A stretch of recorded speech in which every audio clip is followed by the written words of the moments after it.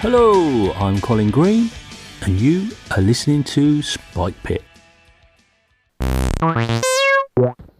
Hey Colin, it's really great to play with you and your brother and Jonathan in Kevin Madison's ongoing Rough Night at the Three Feathers game. I hope we're able to finish the adventure and continue, because I have not, well, I kind of have gone through the second adventure, but I made it my own.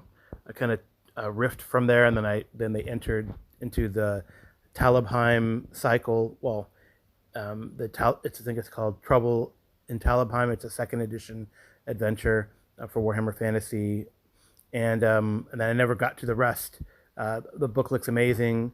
I hope we can work things out, and probably will answer. I know you sent me a question/post on my podcast, so I will answer it more diligently there.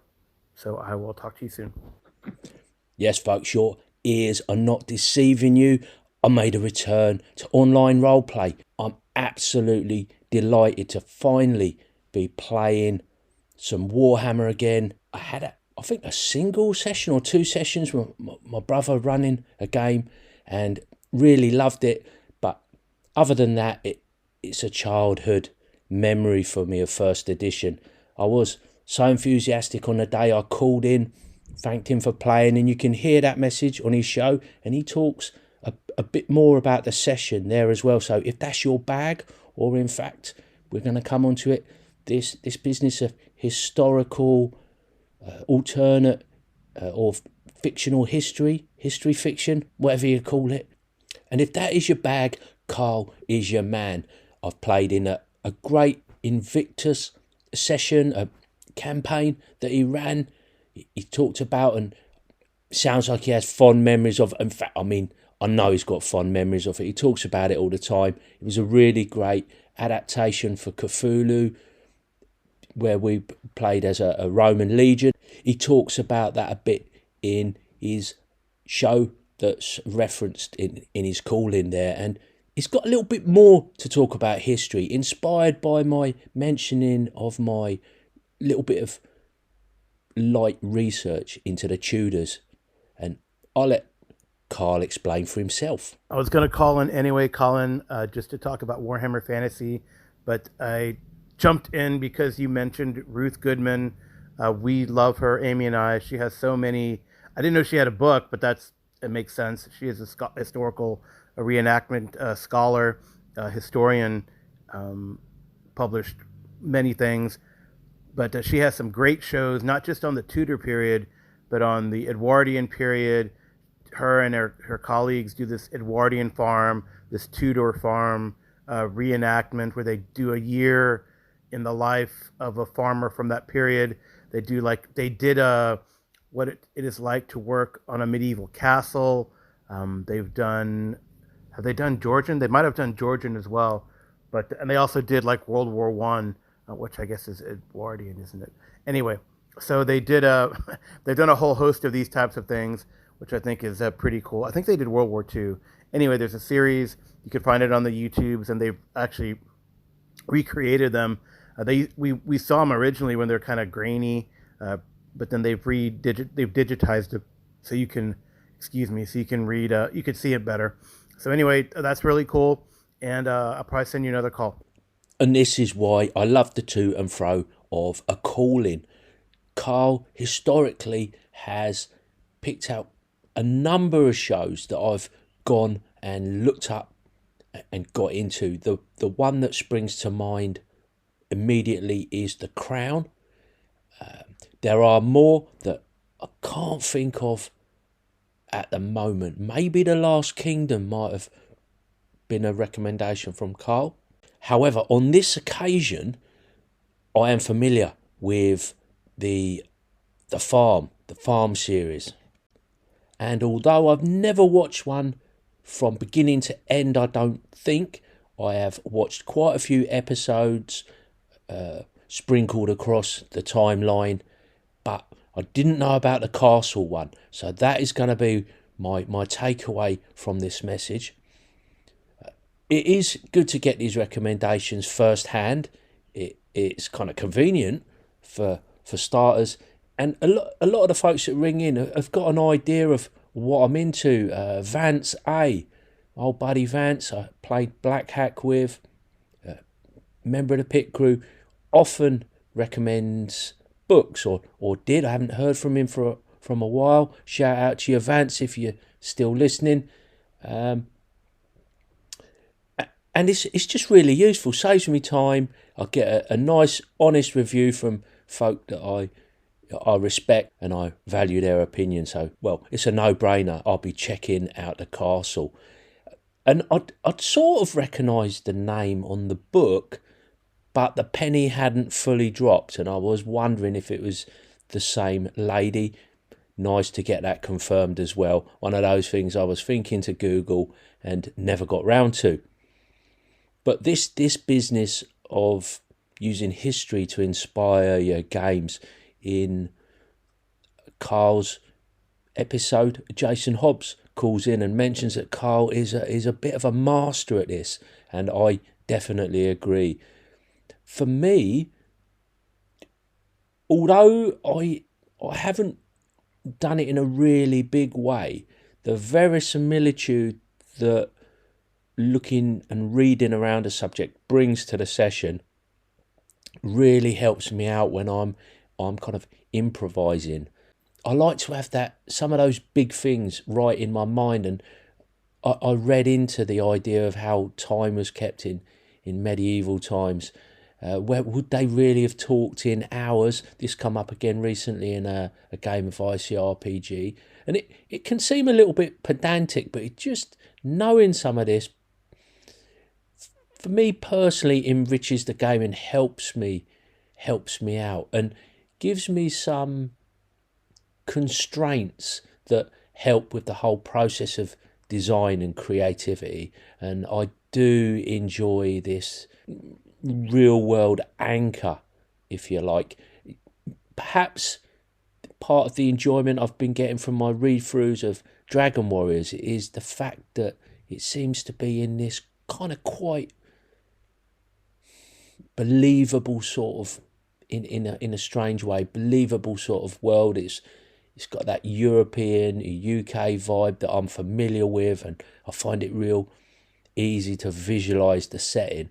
Sometimes I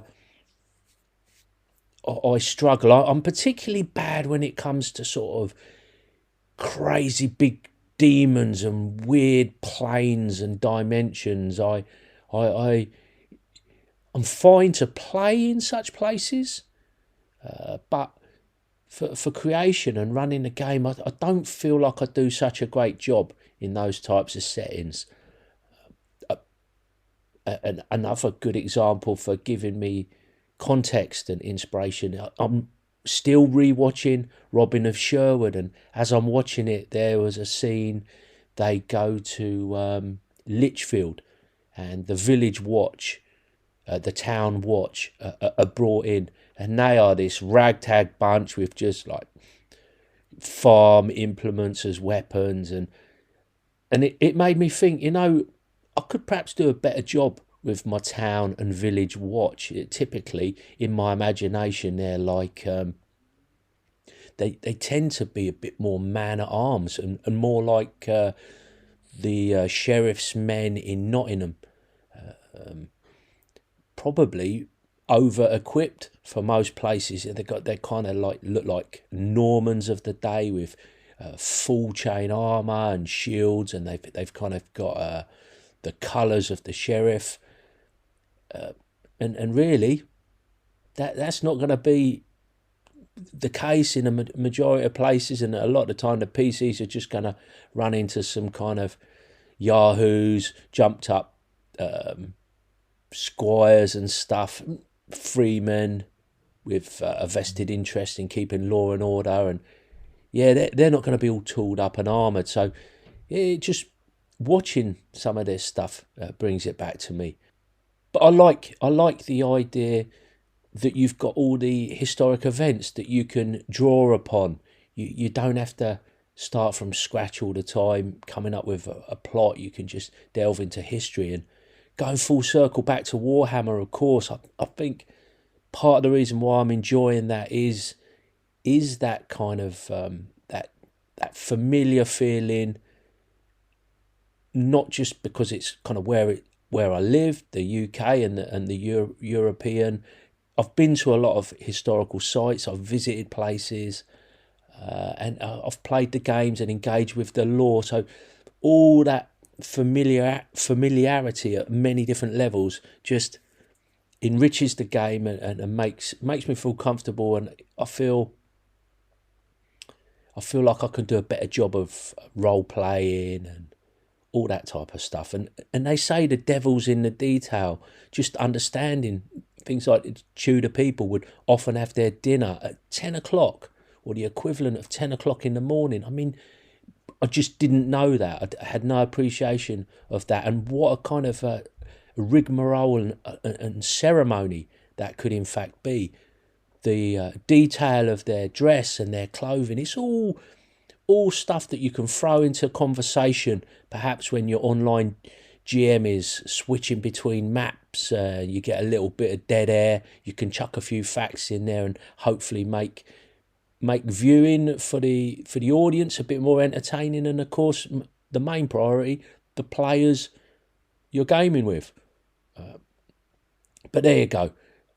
Really enjoying being back at it, of course, with my old buddy Carl there, and big thanks to Carl for calling that stuff in and the recommendations and his ongoing support as a member of the pit crew. So check him out. He's got a great podcast and a particularly interesting Twilight 2000 campaign, and he does a mean recap.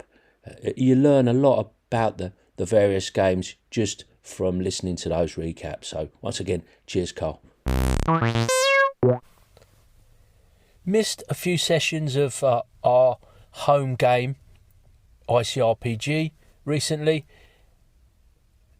There's been a series of bank holidays, people couldn't make it, we've done other things, kept the sessions going, but not actually got an RPG to the table. Consequently, a few of us were feeling a little bit rusty. The tale had lost a little bit of momentum, so we needed one of those kind of catch-up sessions. We sorted out some bookkeeping and some inventory. Took a fairly slow-paced it was a fairly slow-paced session, a relaxed pace rather than slow, I think I would more accurately describe it as.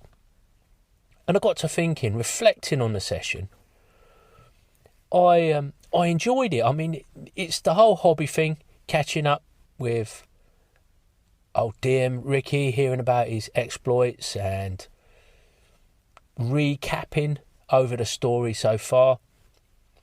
And we had a couple of things we needed to iron out with a rules-like game system. As I've talked about before, you still have situations come up in game that need some kind of resolution, and without a set of rules that cover every eventuality, it's inevitable that you end up fleshing out some of this detail as you go along. And it occurred to me, do you know, I actually quite enjoy this process. And with a group that are open-minded, you've got a level of trust between players and the GM. We're all understanding and moving in a similar direction in terms of our expectations for the game. We want an entertaining session with a developing story, some nice action, and when all is said and done, we want to create this sort of like imagery in our minds and have a memorable tale to tell or to recall and recount at the end of it. So what am I going on about? What am I waffling on about? Well, because we've all got an interest in games, game design and how things work, every now and then we'll get into a bit of a conversation. The example in this case being how some characters had leapt to safety in a collapsing structure, one trapped and left behind, and the others plunged some distance into a pool below. And we had to figure out what was going to happen about holding the breath. How would wearing plate armour affect a person in the water? How quickly do we think they're going to sink? And just, it occurs to me that I actually quite enjoyed this process of putting an idea to the group, us discussing it, everybody chipping in a kind of their thoughts, and resolving it, like a little bit of spontaneous rule design, game design.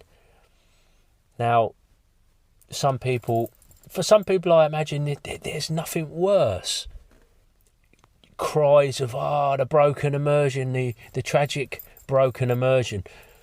And whilst I totally understand that, at the same time, as we're discussing this conundrum and describing what's happening to the character and how we might resolve it, I can't help but feel that I'm getting drawn into the world and really engaging with what's going on, and we're all kind of really engaging and trying to think how can we somehow make this cool, and what's fair, and what's going on.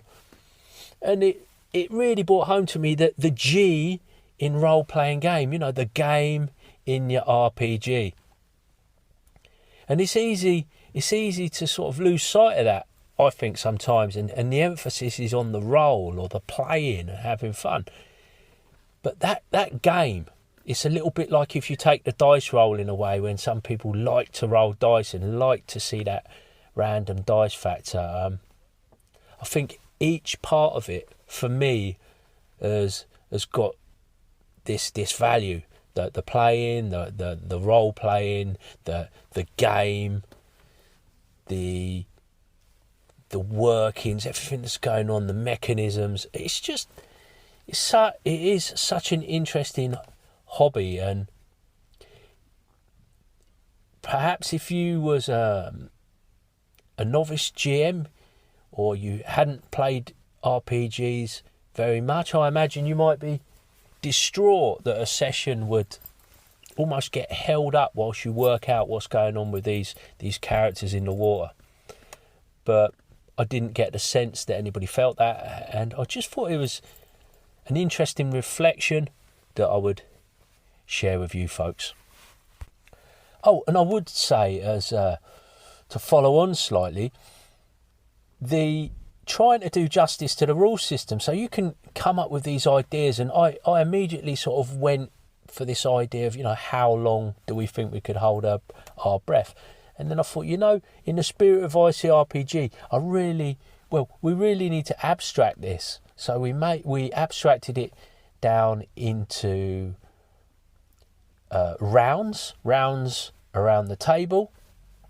We also considered, what is the difficulty? Is it is it easy? Is it hard? What is the target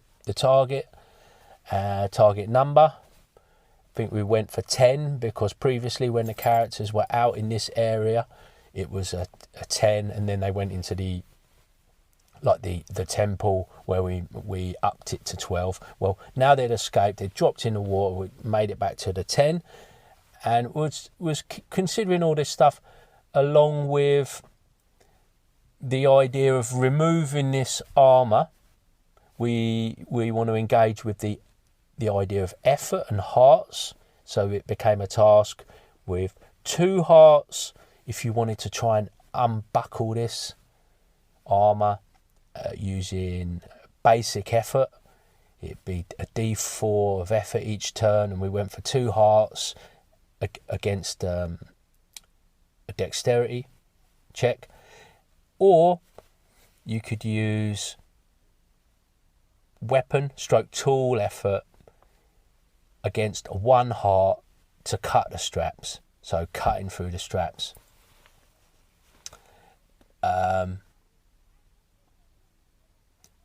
That seemed in character for the game.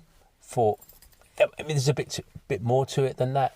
I'm struggling to remember. We did the breath based on everybody gets 1 round holding their breath.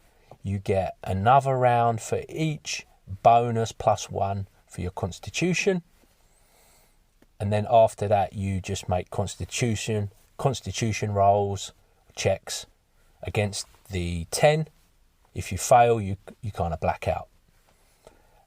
Seemed fine, seemed relatively elegant considering there was, a few factors and complications that we had to kind of figure out. So yeah, just an interesting experience, and kind of really enjoyable unravelling all that and coming up with a solution at the table, and just a different sort of style of play. I guess, what is that kind of? It's just a collaboration, rules collaboration. Not something I've heard much talk about. Quite often this is time spent flicking through rules, trying to find rules in books that I know can be quite frustrating, because you're looking for something you can't find, whereas this seems less frustrating because it's just a creative act that you're doing together, and it's just another part of the game where you're exploring an idea together rather than in the fiction, or part of it in the fiction, but also in the mechanisms of the game. And just before I hand over to my father-in-law Frank and his band to play us out, I've got one more question. How do harpies reproduce?